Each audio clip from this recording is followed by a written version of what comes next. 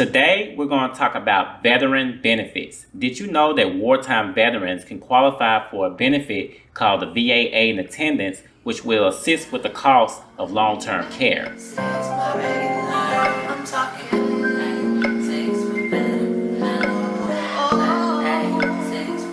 Hello everyone, if this is your first time here, my name is DeAndre Reed and I'm the owner of Diligent Senior Living Solutions. I welcome you to my channel, the Diligent Senior Solutions Network, where we do our due diligence in aging. If you would like to learn more about my company, you can look me up at www.diligentseniorliving.com. I also create an introductory video and you can find the link to that in the description below. Now, speaking of the introductory video, for those who already watched that, you probably remember me mentioning that Diligent Senior Living Solutions is a preferred partner of Veteran Care Advisors. So with that being said, I got Mr. David Whitfield here, who's the Director of Customer Relations, that's going to be explaining to you how the benefit works and what is needed to qualify.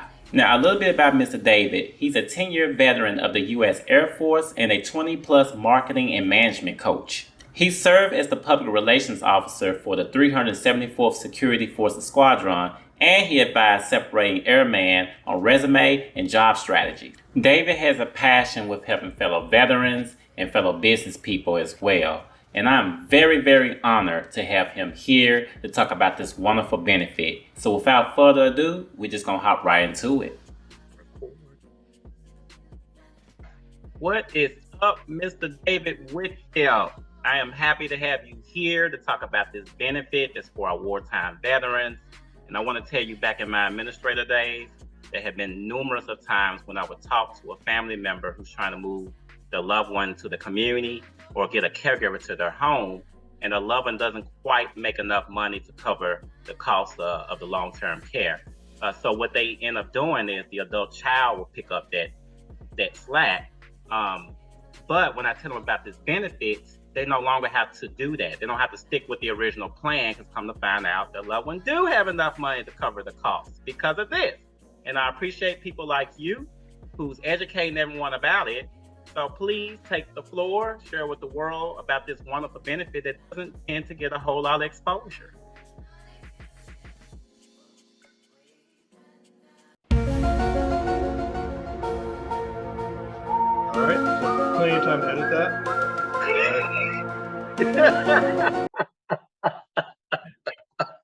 Hey, DeAndre, for future reference, you got to cue the guy when you're ready for him to go.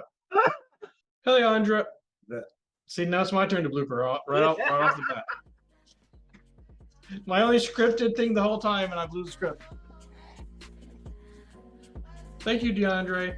As DeAndre said, my name is David Whitfield. I'm with Veterans Care Advisors, and you're absolutely right. This benefit is so sorely needed in so many cases, and people just don't know about it. It is a great joy for me to be able to come to work every day and help my fellow veterans, and in a way that has a real meaning for their life, not only for their life, but for the adult kids. We work a lot with the adult kids of these veterans, and let's face it, they have lives too. You know, trying to take care of a parent on top of kids and your job and everything else you're trying to do is just a lot. It's just a lot. So what we do at Veterans Care Advisors is we take this one piece completely out of their hands. And I will share with you how we do that. What I'd like to do is because you're one of our preferred partners, I'd like to share with you an overview of the Department of Veterans Aid and Attendance Pension Benefits, kind of what it is, how Veterans Care Advisors can assist you and all of those veterans, and then just exactly what we do. Aid and Attendance is a monthly benefit that is paid directly to the veteran from the VA. The money goes from the VA to the veteran's checking account. And the amount that is based on their situation as to the veteran being married or single or surviving spouse, things of that nature. We'll go over those numbers in just a second. But it's very important to know that this money is tax-free for life, directly deposited into the veteran's account or surviving spouse's account. So no one takes a piece of this money ever. The most common things we work with are surviving spouses, and they receive up to $13.18 per month. That's a little over $15,800 a year. And the other most common we work with is the single veteran, and that's $2,050 a month, which obviously comes out to over $24,000 a year, tax-free, directly into their bank account. Now, this money is earmarked for care. This is what the money, it's a benefit, is a need-based benefit for military, wartime veterans only.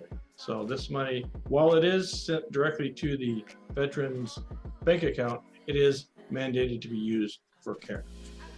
And again, even if a veteran is a married veteran, doesn't need care himself, but his spouse does or her spouse does, they're still entitled to a benefit of up to $1,610 a month. If you have a married veteran and he needs care, he could get up to $2,431 per month. And I've only had this twice, but if there are two married vets and they both need care, they can receive up to $3,261 a month. Again, it's always tax-free. It's always paid directly to the claimant, which would be the veteran or the surviving spouse. So we're not talking about peanuts. In a lot of cases, we're talking about 1/3 or 50% of the cost of communities. So that's got to be helpful. The eligibility questions are what always come to us first. And I'm going to give you an overview here. Just know that we will do a complete eligibility call for anyone for free, and we'll let them know 100% if we can help them or if we can't. But since we want people to have kind of an idea of what's going on, I'll go ahead and share the 4 major pillars. Military service, health of the applicant, net income and expenses, and then family assets. So these are the 4 pillars of the requirements, and I'm going to kind of go into each one in some level of detail. The most complicated one is the military service of the veteran. The short version is they need 90 days of total service in the military with 1 day inside one of the wartime windows. Now, they do not have to have served in combat. So the dates that I give you here in just a second, you had to have had 90 days of total active duty service with 1 day inside one of these windows. You do not have to have been in combat. For World War II, those dates are December 7th, 1941 through December 31st, 1946. The Korean conflict, again, June 27th, 1950 to January 31st, 1955. Now, the only time that you ever have to have been in theater is during the Vietnam conflict. So, from February 28th, 1961 to August 4th, 1964, you had to have physically been in Vietnam. Now, from August 5th, 1964, all the way to May 1975, you just had to have served in the military during that time frame. So the Vietnam conflict is the only one where you ever had to have been in theater, and that's only from 1961 to 1964. The rest of the time, just having been in the service. The Gulf War actually started in 1990 and has not ended yet. So that this benefit will continue to be available for those who served. Now, as far as your discharge goes, anything but dishonorable. Honorable, medical, under honorable conditions, even a general discharge will make you qualify for this benefit. The only thing that makes you disqualified for this benefit is a dishonorable discharge, which essentially removes your veteran status almost completely for all benefits. So again, 90 days of total active service, 1 day inside these windows. All of the military forces you normally think about, Army, Navy, Air Force, Marines, and Coast Guard, can apply for this benefit. Now, on a normal case, a reservist National Guard is not eligible unless they were called to active duty. If they were called to active duty for those same 90 days, then they'll qualify. If they were never called to active duty, then they will not qualify, and the 2 weeks a year, 1 weekend a month is not considered active duty for the purposes of this benefit.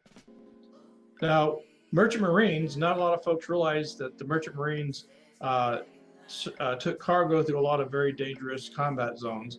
And because of that, some merchant marines can also apply for this benefit. It's a little more difficult to figure that out, but based on your information, if a merchant marine has his paperwork, then we can delve in and discover if he's eligible or not.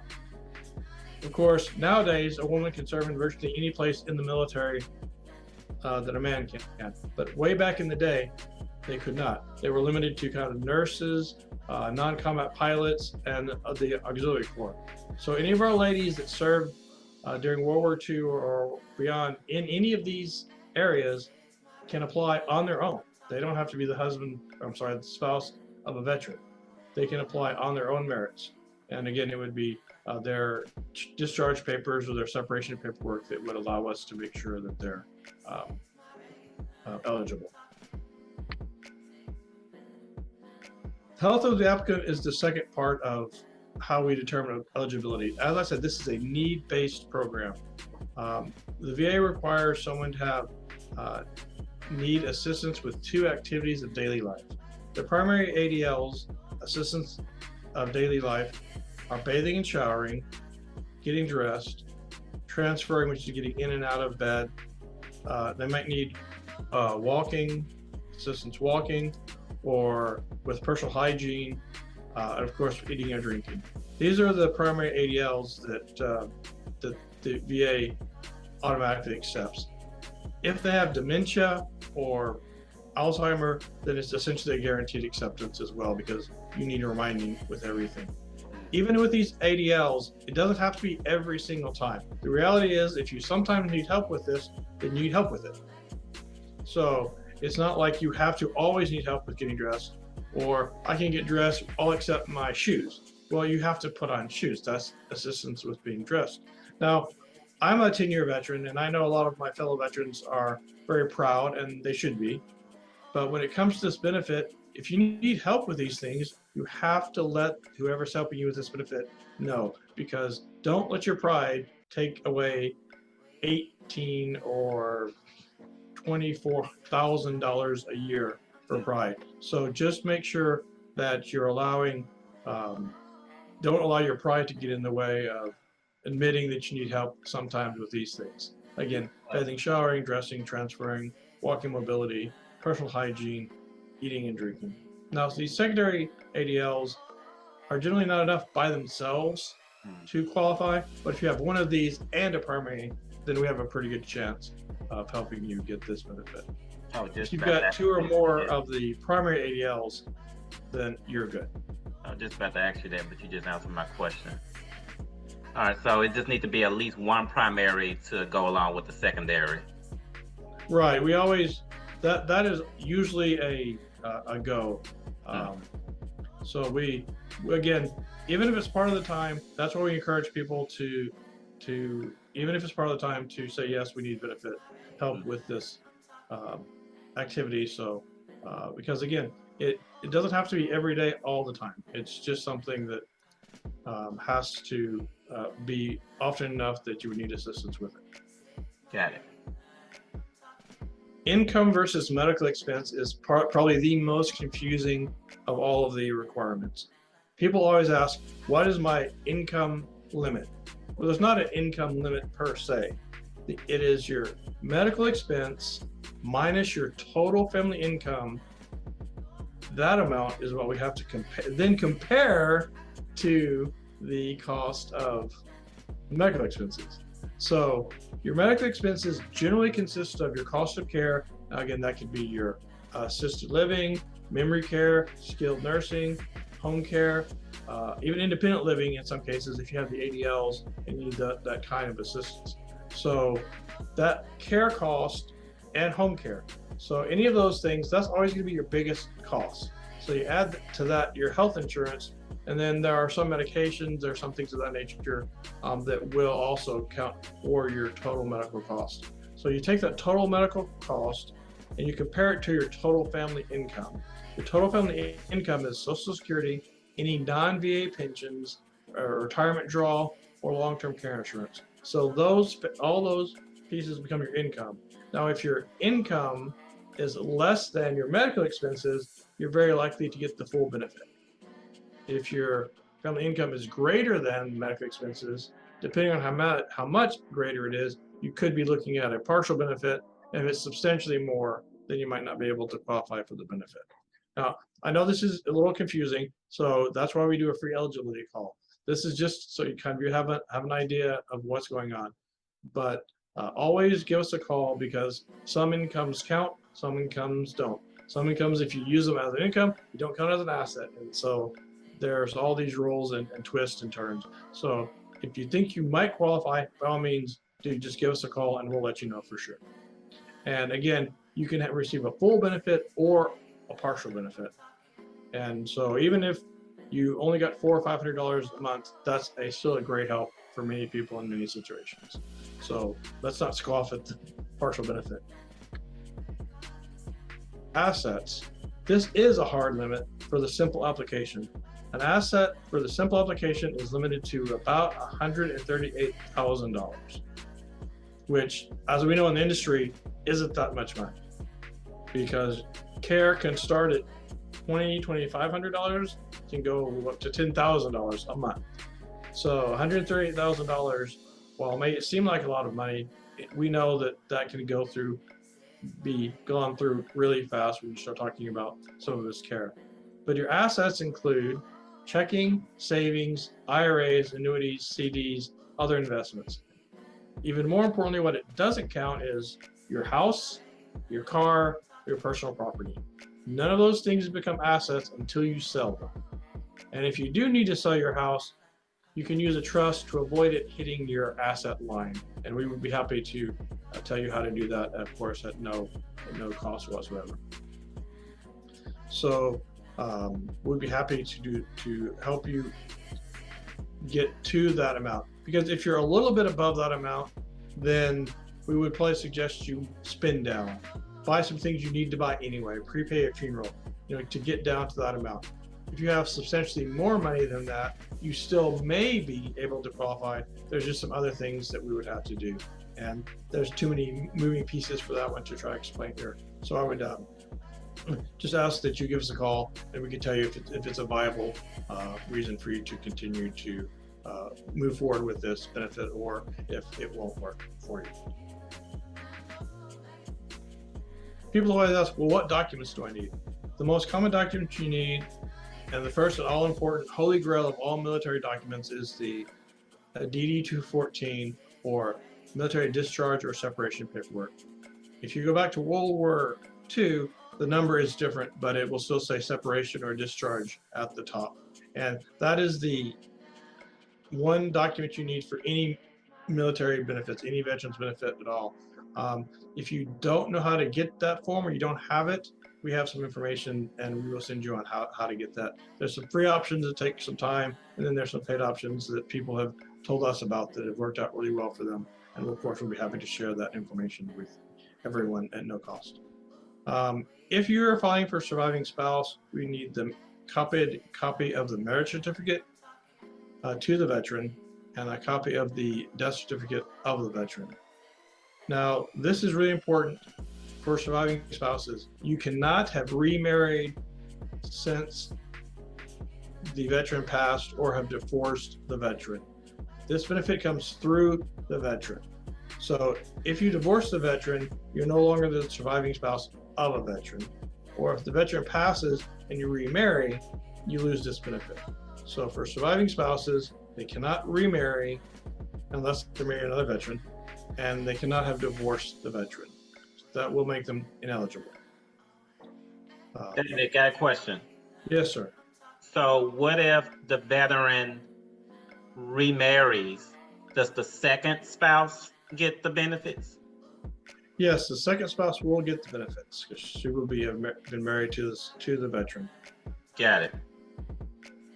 All right. The veteran, the VA, for reasons unknown, I suspect just for statistical analysis, they want the names, places, and dates of all the previous marriages of the spouse and the veteran. That's less important for the veteran, clearly, because they're receiving the benefit. They're where the benefit comes through the veteran. But it is important if a surviving spouse has, again, remarried since the veteran, then that would cause them to be, again, ineligible for the benefit. So the other documents we'll need, as this is a need-based program, is checking and savings account statements, other financial documents, and there are just other documents you might need. But the financial documents, generally, if you have a pension, we'll need a pension statement, social security statement, things of that nature. Veterans Care Advisors provides a financial care plan, which kind of helps you understand what your resources are, how long they're going to last when you start paying for care, and then how the addition of these benefits will extend that life. Essentially, what the plan is to help you understand how long your resources will last with the benefit and without. And I know with your experience, DeAndre, that's critical information, because you have to know how long your money is going to last. Right. So that's the care plan that we provide. Now, because there are 44 pages of forms that no one wants to do for the VA, we do that for our clients complimentary. And so we'll take all the documentation that we need from you. We will fill out all the forms, return them to you for your signatures, and then submit them digitally to the VA. That way it doesn't get lost in the mail, doesn't end up on someone's desk for 2 weeks. It automatically goes from us into their management system, so it gets kind of priority just based on the fact that it doesn't ever have to go through the paper mail. Awesome. Did I hear you correctly? You said 44 pages. Yes, sir. That's not including the 2 proprietary documents that we do to speed things up. Ooh, Jesus. So, and now if someone does want to do this themselves, I will send them the forms. I have most occasions when I send people the forms, they call me back the next day and ask us to take care of it for them once they get a look at the forms. But if someone wants to try it, absolutely, I'll be happy to send them the forms. And I'll also say that you can, if you're lucky, you can get a really good veteran service organization. They may be able to help you do this as well. The problem is it takes a layman about 9 to 12 months to do it. Hey, sorry to interrupt. Just want to make sure you don't forget to hit that like and subscribe button if you're enjoying the content so far. It takes us, including the time to the VA, about 3 months to do it. So you're losing benefits every month that you haven't filed the proper forms. But so my question to anyone who wants me to pay them for something is, do you have a guarantee? In our case, we do. We have a 100% money back guarantee. People rarely plan in advance to put their loved ones or themselves into assisted living. And I know, DeAndre, from your experience, it's often a crisis. Yes. It's usually when something happened at home and they go to the hospital and the caseworker or social worker give them news that they weren't prepared for, that they can't go back home by themselves. We know that decision to place a loved one in senior care can be difficult and expensive. We want to give you one less thing to worry about. We offer 100% money back that we will obtain the benefits that you are eligible for. If we don't, we'll refund your money. It's as simple as that. Either we do what we say we're going to do, or we give you your money back. The only caveat to our guarantee is the information you provide us has to be accurate. Clearly, we're qualifying you based on the information that you give us. So assuming that the information you give us is accurate, then we have a money back guarantee. We're here to help you, and we're willing to guarantee it. People always ask, what's the time frame for this? Well, if you complete this form yourself or with a veteran service organization, then your time frame is generally about 9 to 12 months. And that's because the forms, about 44 pages worth, they're confusing. People don't do them on a regular basis. They're submitted by mail. And so there's just so many things that can go wrong. I don't do my business taxes because I don't understand those forms. I think it'd be a disaster if I did my own business taxes. So this is the same way. There are about 44 pages of forms. It's got to be done exactly like they want it, or they kick it back. So it takes your average layman 9 to 12 months to do it. I had one veteran who called, and they were ready to go. And I said, great, we'll take care of it. His son, the CPA, called me back an hour later called me an hour later and said, I'm pretty good with government forms. I think I can handle this. And I said, yes, sir. Would you like me to send you the forms? He said, yes, I would. So I did. 10 o'clock the next morning, he called me and said, will you do this? And I said, yes, I will. And it's not because he's not a smart guy. It's just because these aren't the forms he works with every day. My partner just told me about a executive from Shell Oil who took 2 years to complete this process for his friend. And I'm going to go out on a limb and say, this is the smart guy. You don't become an executive in a major oil company if you're not a smart guy. Again, it's just a matter of not understanding how the system works. So the VA always states 2 to 3 months for approval. Now, our time frame is we complete the forms for you based on the documents that you send us. We submit to the VA digitally. So again, we skip the waiting on someone's desk or getting in the bottom of a pile. We submit within 2 weeks of receiving the final document, usually within 10 days. And of course, you still have the VA's 2 to 3 months for approval. Now, the most critical thing for us is the day that we decide to work together, we're going to file an intent to file form. What that does is that gets you a VA claim number. That claim number and that form, provided you're receiving care, will lock in benefits the next month for retroactive benefits. So at the time of this recording, we're at the beginning of October. So if someone works with us in October and we file this form for them, they will start accruing benefits November 1. So if it takes us 2, 3, 4 months for them to get all the information together and complete their form, they will get retroactive benefits for each month starting in November. Wow. So just in case there's any executive directors or people that work in communities that's watching this, I honestly must have misunderstood when I thought I was being educated correctly about the VA getting the benefits, because I was always told you have to start everything once they move into the community. And David educated me that he can actually file the what's it called, the intent to file. Intent to file. You can actually at least do that process before they actually physically move into the community. I did not know that. Well, I'm glad I could share something that's good news. So what someone was telling you, which is accurate, they just probably didn't explain it very well, is you cannot submit the claim until they get their first invoice and move into your community. And that's what people don't realize. So people give up all of the retroactive benefits they could have been receiving from the first of the next month until such time as the benefits are submitted. And that's just, again, a matter of knowing the forms and knowing the rules and how to do them. So that is why that is the first form we fill out for anyone and have them sign, because that is the most important form to start those benefits then the following month on the first. Again, those are retroactive benefits, so usually 2 or 3 months worth they'll get in their first check, which more than covers our service fees, of course. We're pretty proud of our reviews. We know there are a lot of scams aimed at seniors, and we're fully aware of that. So our reputation is critical to us. We will always go above and beyond to make sure that we earned 5-star reviews, 5 stars on Facebook. We got some great 5-star reviews on Google. And should we work with you, we're going to ask you to leave us a review as well, because this is just another layer of security for people to know that this is a real benefit and that they can trust us to help them get that benefit. The other reason people often trust us is because people like you, DeAndre, or the communities refer us to them.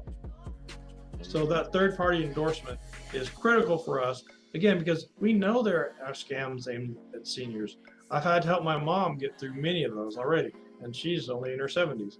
So our reputation is critical to us. We're going to make sure we do everything above board and exactly how it should be done, so people can give us these 5-star reviews, because those are critical to give people a comfort level along with your recommendations to let us help them get this benefit.